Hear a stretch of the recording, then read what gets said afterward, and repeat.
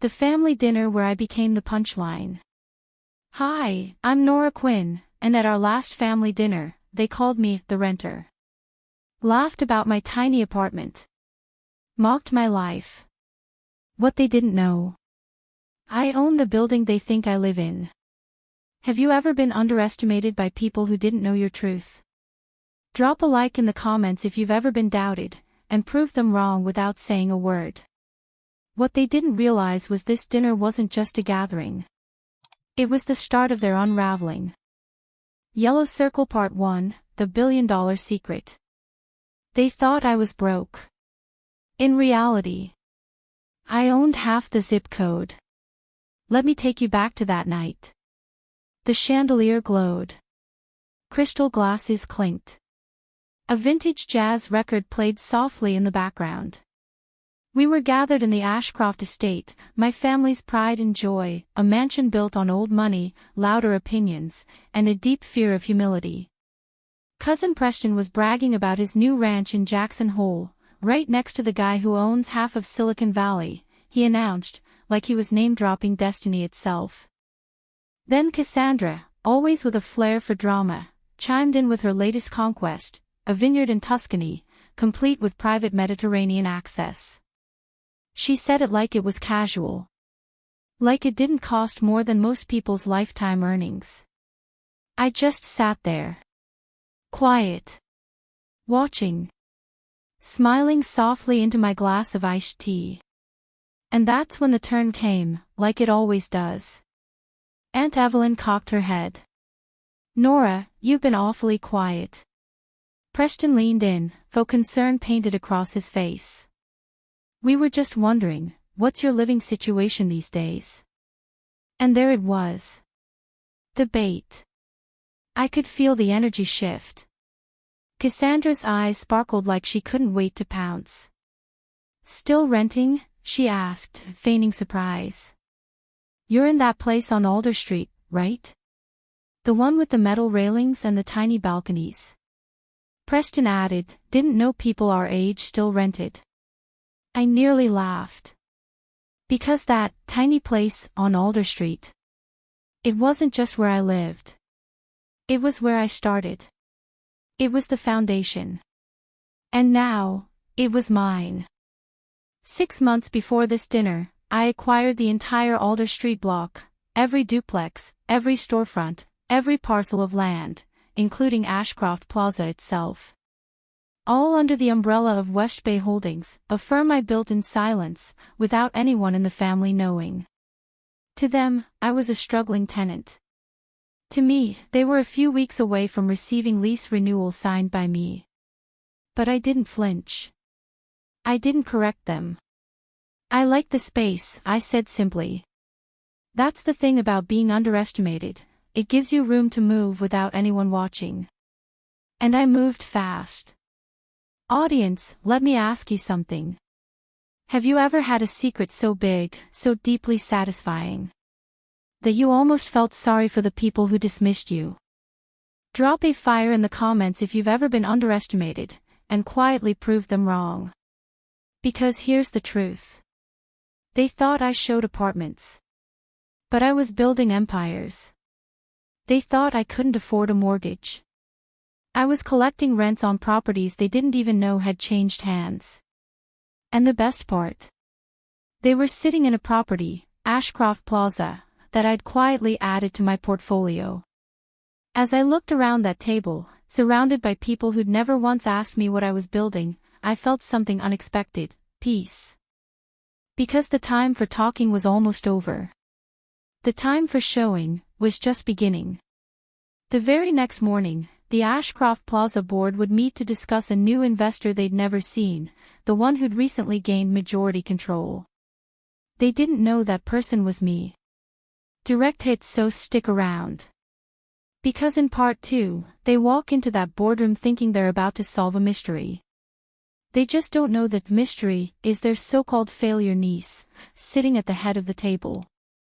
And trust me, you don't want to miss what happens next. Yellow Circle Part 2, The Meeting They'll Never Forget. Preston looked me in the eye and asked, "Who are you?" I smiled. I'm the one who owns this building.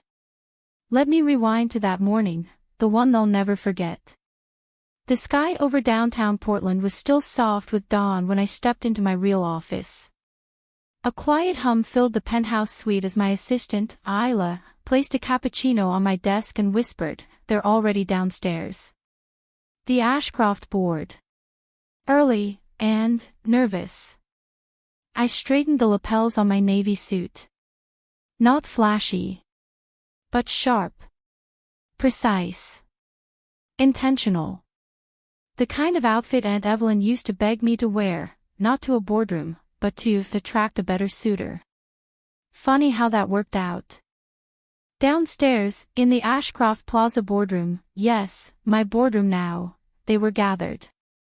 Preston was sipping black coffee like it was whiskey, Cassandra tapping her nails against her phone, Evelyn arranging her pearls like armor. None of them noticed when I walked in. Not until I reached the head of the table and calmly set down my briefcase. That's when the silence fell. Preston blinked, confused. Sorry, this is a closed session. I unlatched the case. My name is Nora Quinn, I said gently.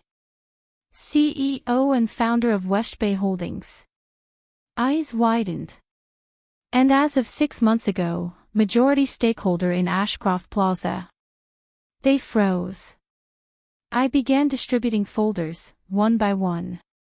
Audit reports. Financial statements. Evidence of ghost invoices, inflated contracts, and renovation costs that led to nowhere but someone's vacation home. No one spoke. So I continued. You charged maintenance accounts for art pieces that don't exist. Faked plumbing repairs. Listed designer handbags as client gifts. Cassandra's face paled. Preston's hands clenched under the table. I looked up at them, calm and clear. I stayed quiet while you called me a renter. While you mocked my shoes, my apartment, my life. But silence was never surrender. It was strategy. Let me ask you honestly. Would you have stayed silent? Or would you have done what I did? Built in secret. And waited for the right moment to speak with impact. Drop a like in the comments if you believe in building brick by brick, even when no one's cheering you on. And hey, while you're here, don't forget to like and subscribe if this story speaks to something in your soul. Because if you've ever been overlooked, you belong here. Back in the room, my father finally spoke. Nora, sweetheart. Why didn't you tell us?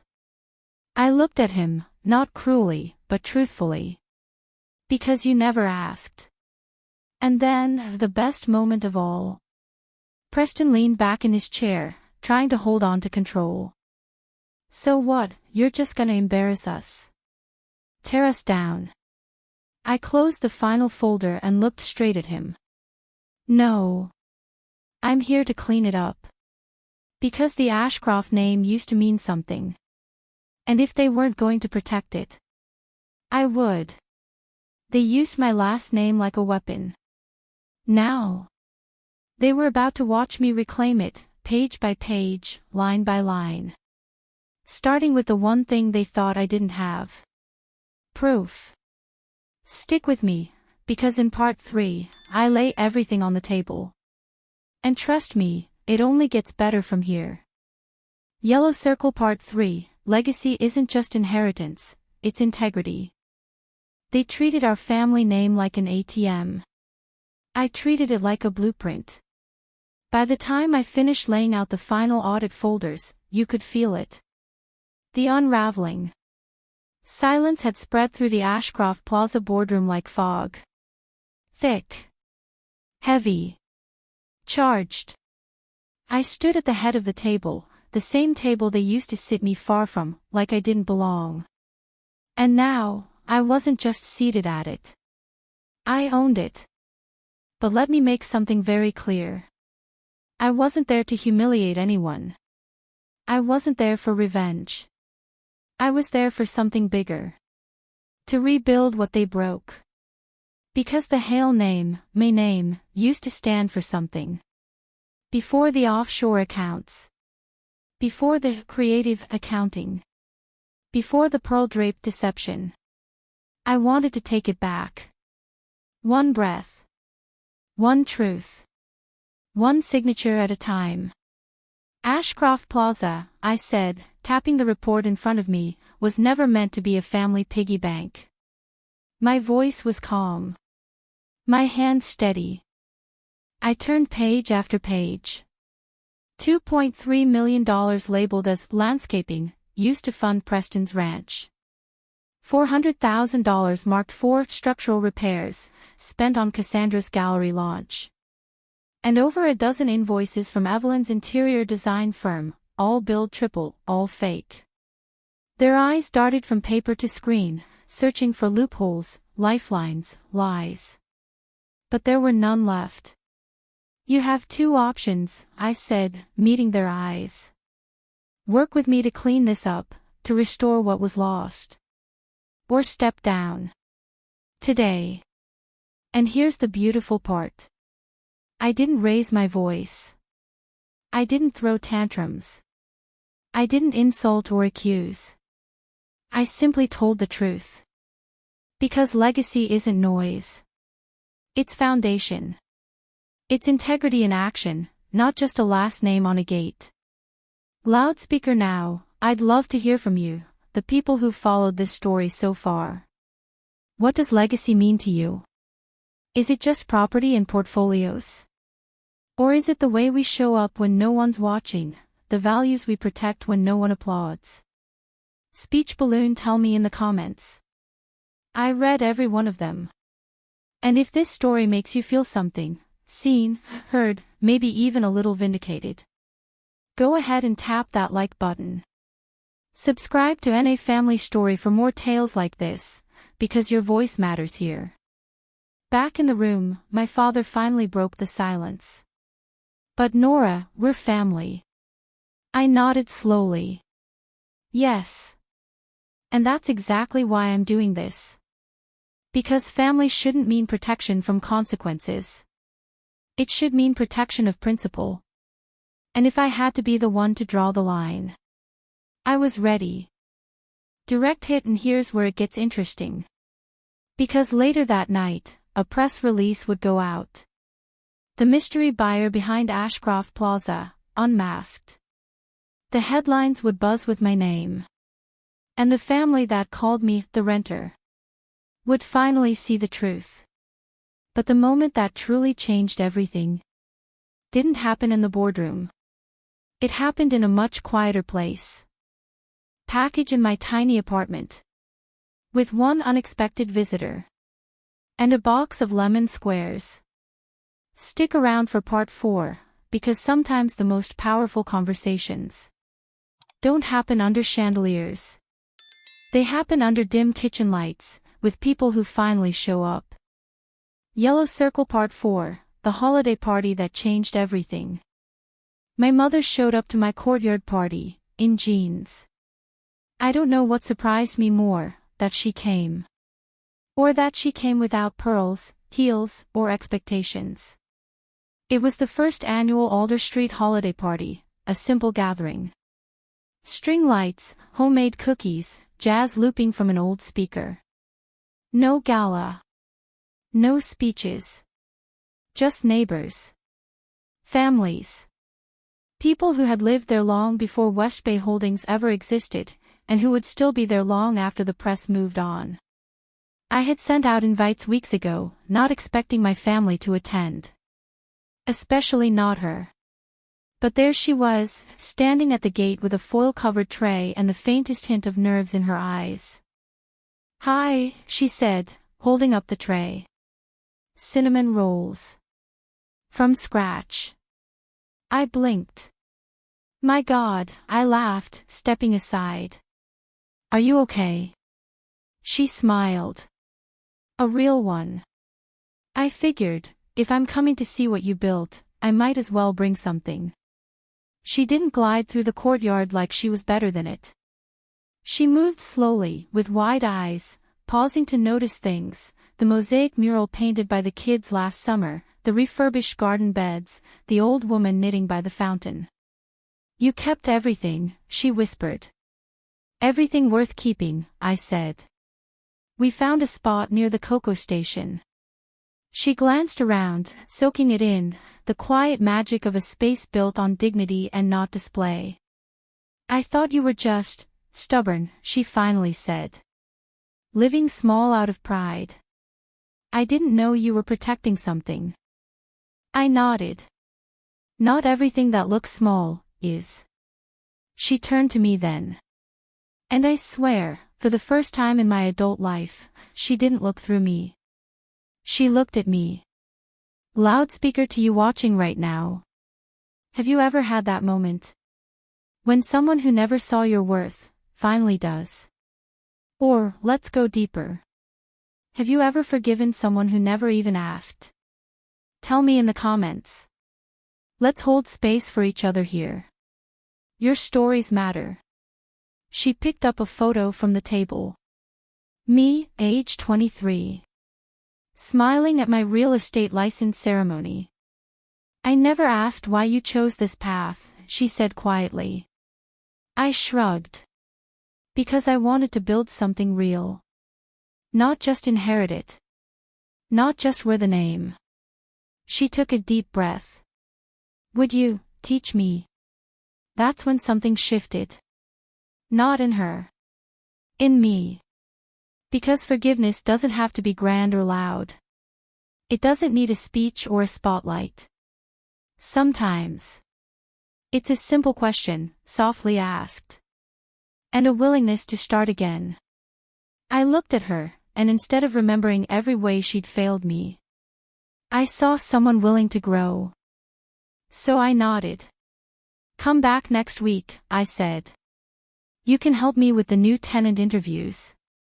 She grinned, shaky, hopeful. You trust me with that? I smiled. You showed up in jeans, Mom. That's a start. That night, something inside me shifted. It wasn't revenge I felt. It wasn't power. It was peace. And it was only just beginning. And I realized. Legacy isn't what you leave behind. It's what you're still here to create. The new meaning of the Hale name. Now. The Hale name doesn't mean greed. It means growth. Ashcroft Plaza is thriving. My family, slowly, is learning. And I'm no longer hiding in plain sight. I'm leading with purpose. And if you're building quietly right now, keep going. Because the ones they dismiss today are the ones they answer to tomorrow. Thank you for walking this journey with me. If you've ever felt overlooked or underestimated, remember, quiet strength is still strength. Share your story below. Like, subscribe, and explore more from NA Family Story, where each episode celebrates the quiet triumphs that shape who we are. Because your story matters. Every single day.